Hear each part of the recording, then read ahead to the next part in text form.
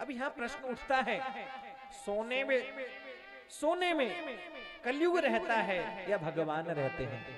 भगवान गीता में बोलते हैं जितनी भी संसार की धातु है उसमें सोना मैं हूं। गीता में लिखा है कि धातु नाम कांचनम अस्मि, कि धातुओं में मैं सोना हूं। और यहाँ परीक्षित बोल रहे हैं कि सोने में कलयुग तुम्हारा वास होगा। अब बताओ, सोने में कलयुग का वास है कि भगवान का? बोले दोनों का वास है। जो अपनी कमाई से सोना खरीदा जाता है, मेहनत करके जो सोना खरीदा जाता है, उसमें भगवान रहते हैं। और जो किसी को दुख दे करके, किसी को कष्ट दे करके, किसी का खून पी करके जो सोना पाया जाता है, उसमें कलयुग ही रहता है, उसमें भगवान नहीं रहते।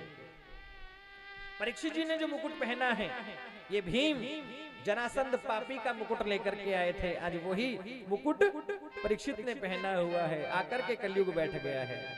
परीक्षित जी वहां से आगे चले, एक संत के आश्रम में पहुंच गए। शमीक मुनि समाधि में बैठे हैं।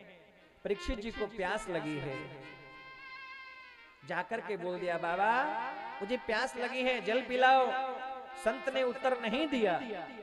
कहते हैं परीक्षित को बड़ा क्रोध आया, देखा पास में एक मरा हुआ सर्प पड़ा था, सर्प को उठाया और शमीक मुनि के गले में डाल दिया। संत ने कुछ नहीं कहा। संत के पुत्र श्रृंगी ऋषि बड़े तपस्वी हैं, बालकों ने जाकर के बताया है तुम्हारे पिता के गले में मरा सर्प डालकर के परीक्षित चले गए। श्रृंगी आए हैं, हाथ में जल लिया और श्राप दे दिया है कि हे परीक्षित, अरे तुम राजा हो, तुम्हें न्याय करना चाहिए, लेकिन तुमने अन्याय किया है। मैं तुम्हें श्राप देता हूं कि आज से 7वें दिन तुम्हें तक्षक नाग डस लेगा और तुम्हारी अकाल मृत्यु हो जाएगी। ये मेरा श्राप है। श्राप दे डाला महाराज, 7 दिन बाद तक्षक नाग डस लेगा, अकाल मृत्यु हो जाएगी। श्रृंगी ऋषि की आंखों में आंसू आने लगे। पिता के चरणों में शीश नवाया है, आंख खुली है शमीक ऋषि की। क्या हुआ पुत्र? हे पिताजी, परीक्षित आए था, आपके गले में मरा सर्प डाल करके गया, मैंने भी श्राप दे दिया, 7 दिन बाद तक्षक नाग डस लेगा, काल मृत्यु हो जाएगी। शमीक ऋषि कहने लगे, अरे पगले, ये तूने क्या किया? ये परीक्षित ने नहीं किया, ये तो उसके शीश पर कलयुग बैठा था, ये तो सब कलयुग ने ही किया है। लेकिन अब तुमने श्राप दिया है, ऐसा ही होगा। 7 दिन बाद तक्षक नाग डसेगा, परीक्षित की मृत्यु हो जाएगी, परीक्षित की मृत्यु हो जाएगी।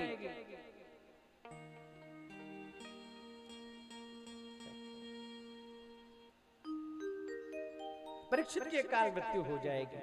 गौरमुख नाम के शिष्य को भेजा है, जाओ परीक्षित जी को जाकर के बताओ कि उनके पास जीने के लिए केवल 7 दिन बचे हैं। इन 7 दिनों में अपनी मुक्ति का उपाय करें। गौरमुख नाम के शिष्य आए हैं, परीक्षित जी को बताया, हे महाराज, आपने संत का अपमान किया है, आपको श्राप मिला है, 7 दिन में तक्षक नाग डसेगा, काल मृत्यु हो जाएगी।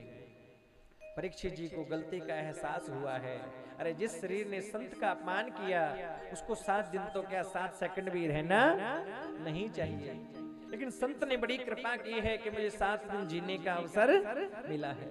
अब ये बात पक्की हो गई कि 7 दिन पहले मेरी मृत्यु नहीं होगी।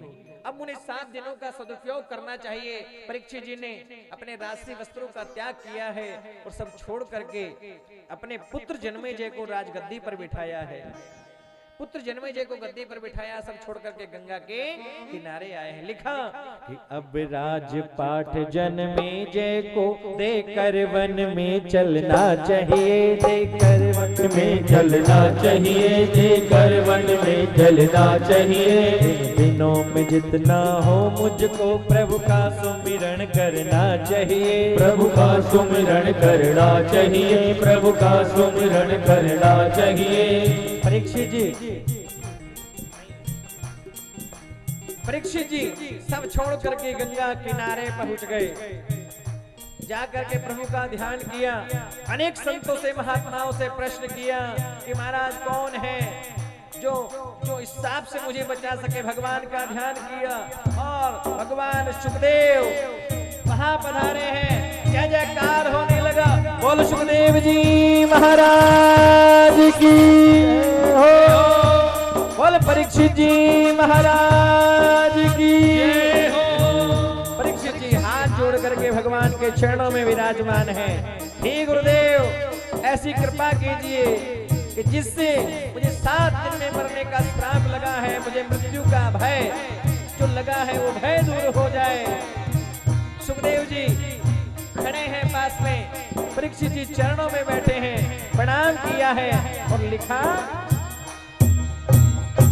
कि राजा परीक्षित दंडवत कीना, राजा परीक्षित दंडवत कीना, चरण धोए चरणोदक लीना, चरण धोए चरणोदक लीना, चरण धोए चरणोदक लीना, चरण धोए चरणोदक लीना, राजा परीक्षित दंडवत कीना, राजा परीक्षित दंडवत कीना, चरण धोए चरणोदक लीना, चरण धोए चरणोदक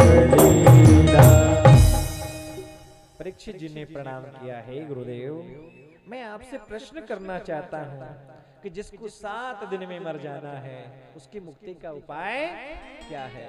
कि अतः पृच्छामि संसिद्धिं योगिनां परमं गुरु पुरुषस्य यत् कार्यं म्रियमाणस्य सर्वथा। हे गुरुदेव, जिसको जीने के 7 दिन मिले हैं उसकी मुक्ति का उपाय क्या है? ये प्रश्न केवल परीक्षित जी का नहीं, ये प्रश्न पूरे जगत का है। आपको भी 7 दिन मिले हैं, हमें भी 7 दिन मिले हैं। किसी के लिए 8वां दिन नहीं आता, सबको 7 दिन मिले हैं। परीक्षित जी बोल रहे हैं रविवार, सोमवार, मंगलवार, बुधवार, गुरुवार, शुक्रवार और शनिवार। इन्हीं 7 दिनों में सबका जन्म होना है, इन्हीं 7 दिनों में मरण होना। प्रभु, जिसको 7 दिन में मर जाना है उसकी मुक्ति का उपाय बताइए।